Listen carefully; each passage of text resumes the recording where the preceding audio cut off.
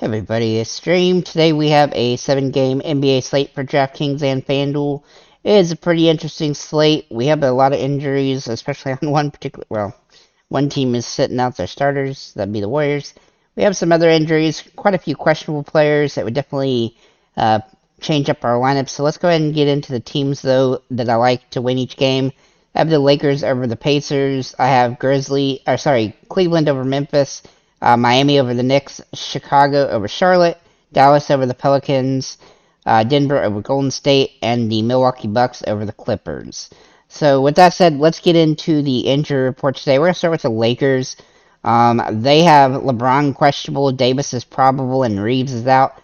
Beverly is also probable as well. Obviously, for LeBron and Davis were to miss, Hachimura would get a big boost, and Bryant would get a big boost. Hachimura might end up starting again. He actually started the last game, played really well, despite the fact that LeBron and Davis both played. So he is interesting, but if LeBron or Davis were to miss, Hachimura would get a huge boost. It seems like they really like him now. For the Memphis Grizzlies, Adams continues to be out, which gives a boost to Tillman. Obviously, if Tillman starts, he becomes a must-play, but he is currently he doesn't start every single game, so it's him and Brandon Clark seem to be switching that depending on matchups and stuff like that. Conchar is also questionable for the Grizzlies. For the Miami Heat, we have Vincent is questionable, Oladipo is doubtful, and Robinson is out. Obviously, and I'm actually talking about Duncan Robinson, sorry. But the others, they don't even play. So, with Oladipo being questionable, obviously if he is out, Tyler Hero would get a big boost. Kyle Lowry would also get a small boost, and probably Max Struss or Caleb Martin would get some of a boost. So we'll have to wait and see for certain, but it looks like Oladipo likely will be out. For the Knicks, Robinson is out, which gives a boost to Sims and Hartenstein. Now, their prices have kind of popped around a little bit, and their minutes are kind of pickle. As you can see, Sims sometimes doesn't play very much when he's been starting, and Hartenstein has actually been playing really well when he's coming off the bench during this time. But obviously, their situations change game to game, how their coach decides to go about it. So it's hard to justify using them, but they do have some upside as a result. For the Hornets, Oubre remains out.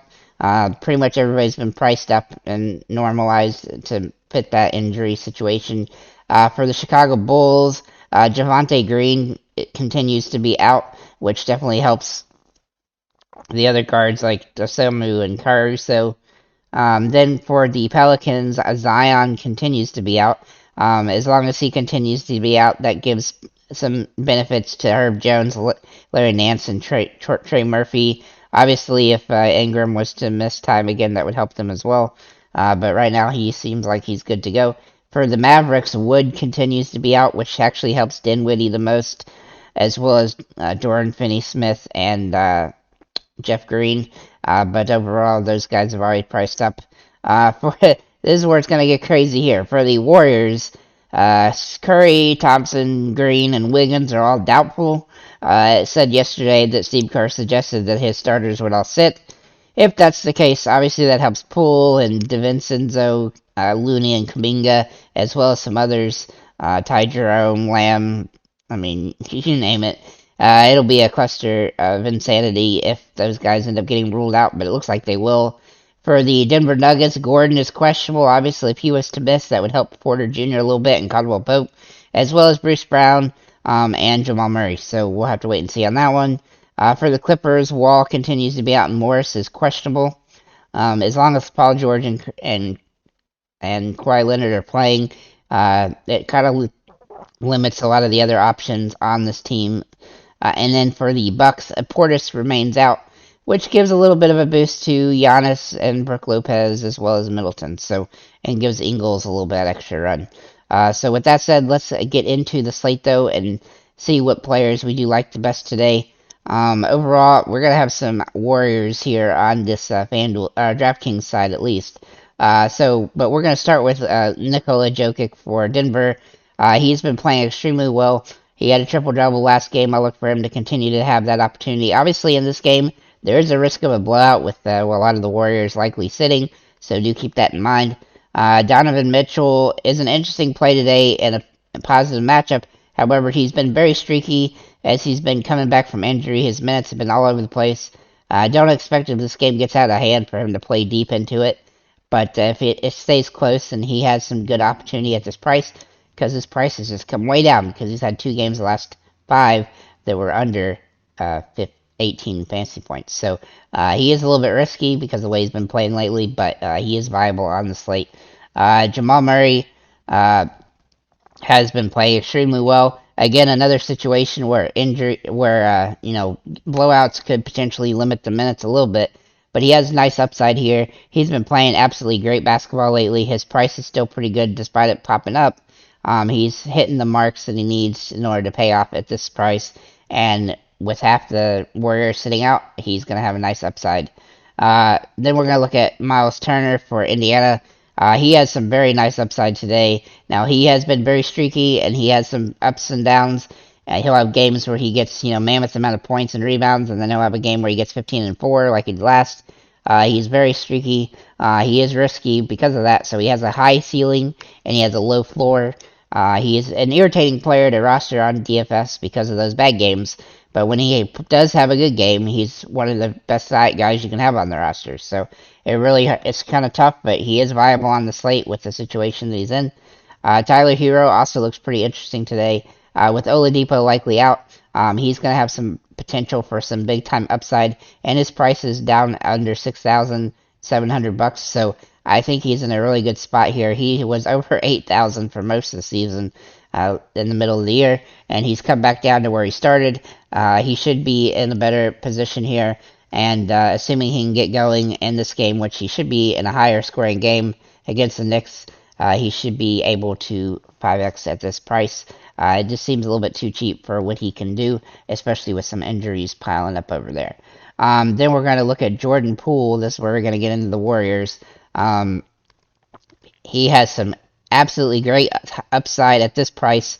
Very cheap here right now at $6,500. With all the Warrior starters out, he will be a must-play on the slate. He will be a lock-and-load option for this particular slate. Dante DiVincenzo also falls into this category almost, though his price is a little bit higher than I would like it to be. But he does have upside in this game, especially considering all those guys likely out. He's been playing well with those guys playing, and so I expect him to be a great option. I don't necessarily see him as a auto pick, though, at this point. Xavier Tillman, who I mentioned already, if he ends up starting, he will be somebody to take into consideration here. He would be a must start if he does start, but we do want to wait and see if he does start. Jonathan Kuminga, very good start option here. I think he becomes a must play as well, assuming he ends up starting. He has played really well in this role. When the other guys have set out, you'll see like his big games, or this 40-point game against Utah was when he played 30 minutes, which he only really plays those minutes when those guys sit out. And so he has some nice upside at this almost minimum price.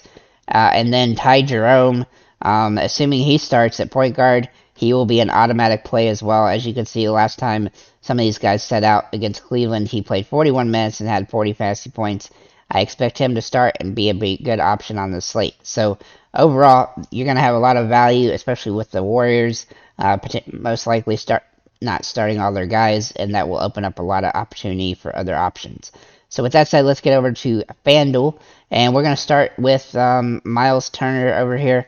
For Indiana, he has played really solid, but he has very streaky ups and downs, and obviously he has massive upside in the mid 50s and even 60s, but he also has pretty low floors where he can score in the bottom 20s, and so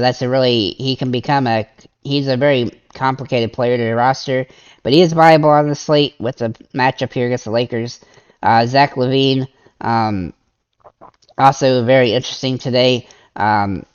He has some good upside at this price. His floor has been pretty good, and his price has come down here for some reason. So I think he's a great option here on FanDuel. He's not a great option on DraftKings, really. Jordan Poole also looks really solid today, though his price is a little bit higher here on FanDuel than DraftKings, but he's got all the upside he can handle with most of the guys likely sitting out for Golden State. Tyler Hero has nice upside here. Price is too cheap on FanDuel for his potential, and with the Oladipo out, he's going to get more run and have some upside as a result. Then we're going to look at sorry, Divisenzo for Golden State. Sorry for butchering the name. Anyhow, Dante is in a good spot here with a lot of guys out for the Warriors. It looks like he will likely start and be a top tier play here. Though keep in mind it is a little bit risky. His price isn't as cheap as some of the other guys on the Warriors. Then we're going to look at Kuminga for the Warriors as well. His price is pretty cheap here. Assuming he starts, he's going to be in a great spot. Though he doesn't strike me as a must play here on FanDuel because his price is a little bit more expensive than DraftKings, and he probably caps his upside a little bit as a result of that. And then Ty Jerome for Golden State as well. He looks like a top tier play, assuming he starts. He would be a must play on this roster if he does start on FanDuel for his price. Overall, the FanDuel situation is not as ideal as DraftKings. There's a lot more value on DraftKings, and even the high-priced guys are a little bit more expensive. I am going to mention one other player here real quick, LeBron. He is getting closer to his big points total to break the NBA record, and as he does that, he looks like he's going to have some massive games scoring the ball and stuff, so especially in New York, when he plays them, and then obviously this should be a pretty easy game for him. I don't think he's priced particularly great, but he does have the potential to have absolutely massive games right now while he's chasing these records, so he is somebody to consider on both slates regardless of price. So if you can actually fit him in, if you fill out the rest and you've got that amount of money left over, then that's for your utility. He would be a guy that I would consider while he's chasing these records. With that said, guys, thank you for liking, commenting, and subscribing. If you have any comments or questions, feel free to leave them below, and have a nice day, guys.